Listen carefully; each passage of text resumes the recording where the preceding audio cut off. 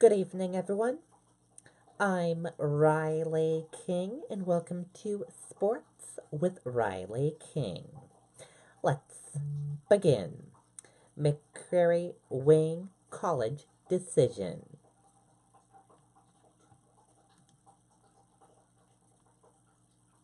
Let's take a listen to the video from WMUR News 9, Jason King.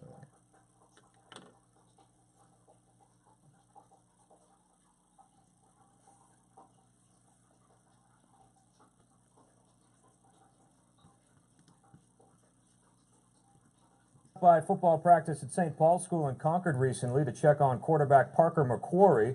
Parker is from Ware, and he transferred from John Stark Regional High School. The 6'7", 200-pound quarterback has received tons of exposure in the last year. He already has scholarship offers from Boston College, Pittsburgh, Rutgers, Rhode Island, and Michigan. He won't graduate until 2020, but plans to make his college commitment soon. Yeah, I mean the biggest thing is camps. I think that's the biggest thing for me. Getting out there, going to these college camps, getting these coaches to see me. I think that's the biggest thing, and I found the most success out of doing stuff like that. So I'd say by the end of football season, I'd say my decision will probably be made. I'd say the biggest thing is probably academics, and I think that'll play a big factor in it. And the college I see myself living at most, I think, is where I'll end up. So good luck to Parker, Michigan. That's big time. that's big time. Yeah. Okay, and there you go on that video.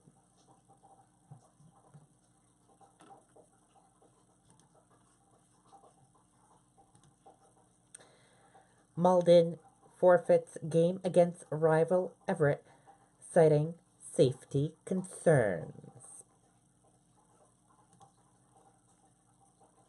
Let's take a listen to the video from WCVB Nicole Burley.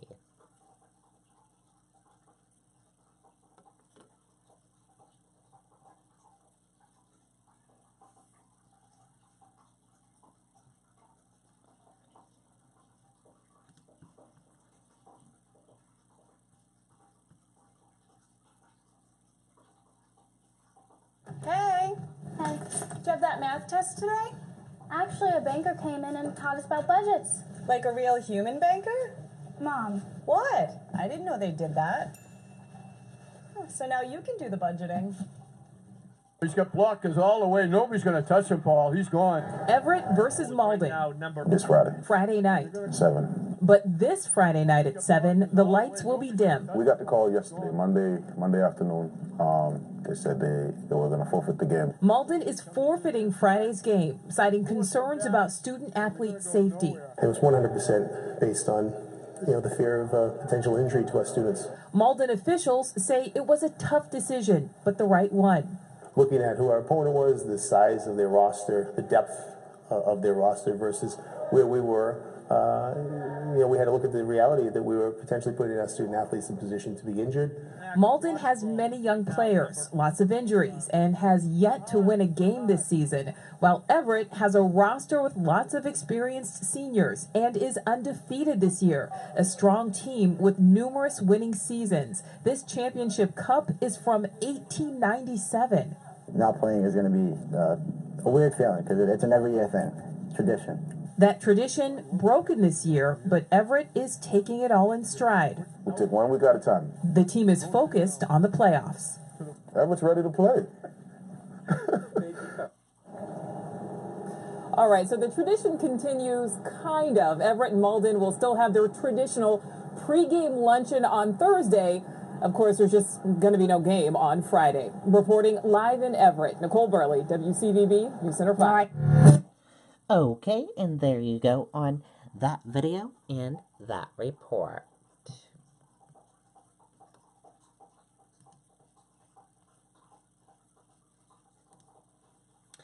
Portland Tide headed to World Youth Championships.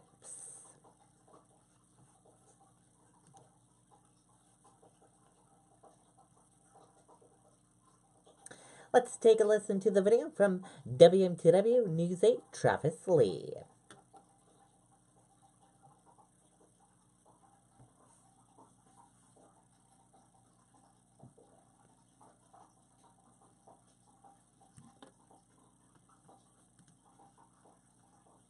It's time to think fall. That means fresh new Dansko styles, all available at Lamy Wellahan. Embrace your journey with Dansko and see the latest collection at Lamy Wellahan. Go the extra mile, love what you do, and do your best to make the world a better place. Lamy Wellahan, New England's Dansko destination. Big honor today for a group of middle school football players from Portland.